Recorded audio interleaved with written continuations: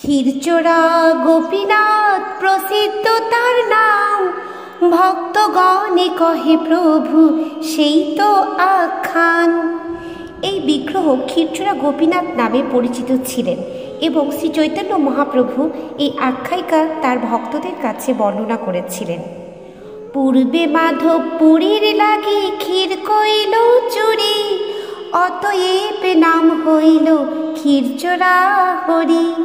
পূর্বে গোপীনাথজির এই শ্রী বিগ্রহ মাধবেন্দু পুরীর জন্য ক্ষীর চুরি করেছিলেন, তাই তার নাম হয়েছিল ক্ষীরচোরা হরি।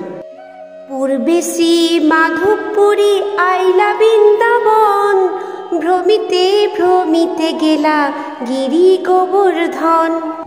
এক সময় শ্রী মাধবেন্দু পুরী বৃন্দাবনে গিয়েছিলেন এবং সেখানে ভ্রমণ করতে করতে তিনি গোবর্ধন পর্বতে উপস্থিত হয়েছিলেন।